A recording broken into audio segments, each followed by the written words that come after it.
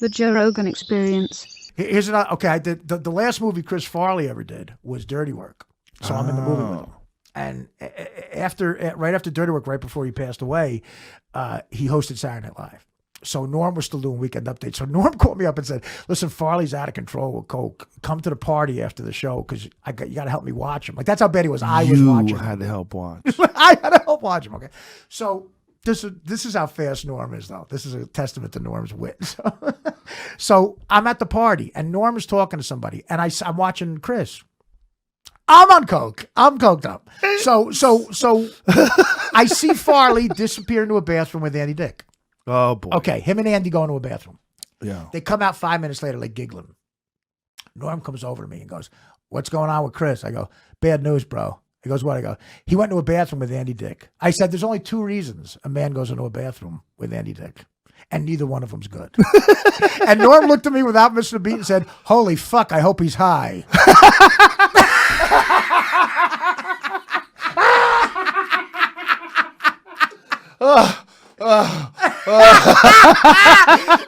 You see Norm say that. Holy fuck, I hope he's high. That's a great impression of Norm. Holding his stomach. Good news, he was high. Chris Farley showed up on the set of News Radio one day to visit Andy. Yeah, and I'm sure he did. He had the complexion of wet cardboard. I've never seen a man look more unhealthy. Dude, I went to a strip club with him in Toronto. He shot the movie in Toronto. He had chicks hanging. I mean, he was just like... out of control. Yeah. And when he died, again, and that fun. chick took a picture of him with the yeah. foam coming out of his mouth, laying on the ground. Yeah. That's where you knew it was going to end. That's the people you're around. Exactly. Yeah, it's like, yeah. Me too. I met Quentin. I was at a film festival in Sitges, Spain. It's a science fiction fantasy film festival. I was a guest. And I was there. That's where I met Peter Jackson. We actually he sat next to me at a screening, and we became friends. And he had his movie Brain Dead. Have you ever seen that? No. Oh, it's really good. It's really fun. It's really gory, but funny gory, and really clever. But anyways, when did he make that? Well, this was like in the 90s or something, I guess. I'm real bad with dates, But anyways, we were sitting and talking, and Freddie Francis, who was a director and a director of photography, did a lot of Hammer movies, and Stuart Freeborn was there, and we're sitting in this thing, and there was this big kind of goofy kid walking around, and I thought he was just like a fan. So I said, "Come on over and sit down with us," and we started talking, and go, "What are you doing here?" And, he was obviously like an American. And he goes, "I have a film here," and it was Reservoir Dogs. And we went to see it, and I actually left in the scene where they're torturing the cop. It's funny, people think I like gory stuff, because I've done it in films, but real stuff, and if it's really intensely done on a film like that was, I mean, I thought he was going to light this guy on fire, where he's got the cop in a chair at one point, and I just said, I don't want to see this. So I left, and so did Wes Craven. Wow. And we went, and he got so jazzed by that, that he got Quentin, you guys to get out of it. Wes Craven couldn't take my movie, and Rick Baker couldn't take my movie. It's so cool, But that's awesome. But I met this prostitute in Lake Tahoe. She had come to my show, and she was like, in Nevada, it's all legal. And so I go, "What's the weirdest client that you ever had?" And she goes, "Well, I don't know if you're ready for this, but I met this guy, and he lived in Colorado, and he had been in Nevada. Liked her, she said she's up for anything.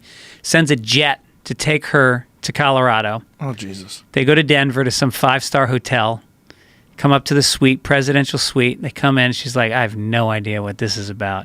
And he goes, "Now, this is going to be weird, but it's not going to hurt you. Just go with it." I think I know where this is going. Room service shows up. The guy's got a tray. He's got 4 plates of hamburger meat, uncooked, just hamburger meat. Tips the guy, he leaves, and he says, "What I want you to do is take this meat. I'm going to get naked, and you're going to take handfuls of it and shove it up my ass." I didn't think it was going there. 5 pounds of hamburger meat. And he just stood there, and she kept stuffing it up. No erection, no sex, no touching her. And then back on the jet, back to Nevada. So he's a wealthy guy. He paid her a ton of money. Oh, my God. I'm surprised, but I'm not surprised. Like if you said, would you bet your life that there's a guy out there that sent a private jet to get a prostitute and take her to a nice restaurant and then paid her to stuff hamburger meat up his ass? If you're wrong, you die. Yeah. I go, yeah, it probably happened. Right? Right. A million monkeys typing, you know? Yeah. I mean, I'm surprised, but I'm not stunned. Right. I'm not like, no way, I don't believe that. Yeah. I believe it. Well, and the funny thing is, like, I don't get the sense this guy is on a chat room talking to other guys that stuff ground beef up their asses. This is his thing. Right. That's a personal thing. He's got so much fucking money that his mind just goes to places and he can indulge it. He can just go, yeah, I'll try that. And the biggest problem is actually not even the fentanyl itself. It's the fentanyl precursors. And do you know what those are? Yes, the chemicals that are used to make fentanyl. Exactly. Yeah. And so that was sort of the main investigation in my book. Like almost like 80 pages of the book are dedicated to this one company. They're called Yuan Cheng, this Chinese company that makes more fentanyl precursors than any company in the world. You know, they're legit, and not only that, they sell them to the Mexican cartels. And they're totally sanctioned, not only sanctioned by the Chinese government, but they get tax breaks from the Chinese government. They get subsidies. They get their land subsidized, their staff training, things like that. And that was sort of the most jaw-dropping revelation that I had, was that the Chinese government is not only failing to crack down, but they're encouraging this industry. Wow. They're encouraging the industry. That's insane. So it's just the idea is, look, it's making a lot of money. Let's just keep making money.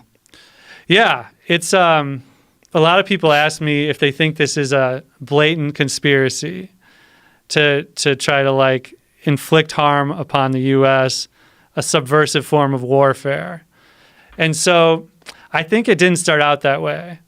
I think that these benefits were given so that China could increase its exports, could grow its economy, particularly when it comes to chemical exports. So that's why these tax credits started. They're called value-added tax rebates. And so what that means is any chemical that you use any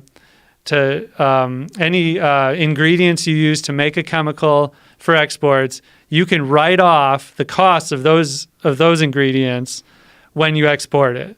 So basically, it's like a 16% tax rebate. And so they originally did that just to try to like improve their economy, improve their exports. But what's crazy to me now is that last year, in the middle of the trade war, this was at the height of when you heard about the trade war every day. You know, Trump was raising tariffs and doing this and that.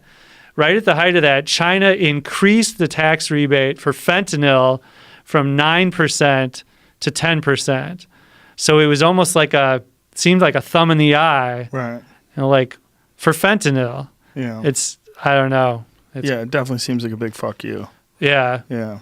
But in the New York State Democratic Party, there's always been all kinds of issues. So I met with a whole bunch of really smart people about running for New York 17, which is the district that I live in. Like the day after I lost my gig at Sirius, the woman had been representing that district for 33 years announced that she was retiring. And I was like, well, I got nothing going on. And I've always thought about running for office, and let me, seriously consider it. I reached out to a whole bunch of people from all different walks of life, congressmen that were in office, that had been out of office, campaign coordinators. I talked to Chris Cuomo. I talked to a whole bunch of people, but there's one person told me that if you want to win, regardless of your party affiliation, you have to, there's a certain special interest group that you had to promise you wouldn't interfere with and make sure they got an envelope of cash. And I'm like, well, I'm not doing that. I will tell everybody and everywhere I go about that. What is it? I can't because I don't have a second source, so I wouldn't say it. But when I'm trying to get one to prove that it's true. What does it rhyme with? The special interest group? Yes. Won't do it because everybody will know. Everybody will know. And it's dangerous. But the point is. What's the opposite of that special interest group? maybe the private sector. Right, but what would be like?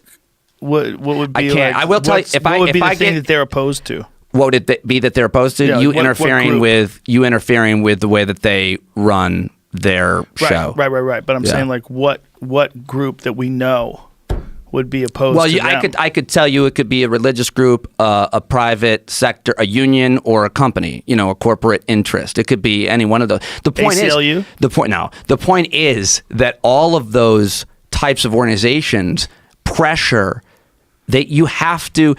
I'm an honest guy. I can't lie. I've never said anything into a microphone that I don't believe, and that's been both to my detriment and to my benefit. I think I'm authentic. So when I was talking about running for office, my brother's like, you can't lie. You can't be dishonest to people. How are you going to do that? You'll have to sell out at least a little bit. That was the other thing, and then I realized I'm not sure that this district or the country is ready for someone like me.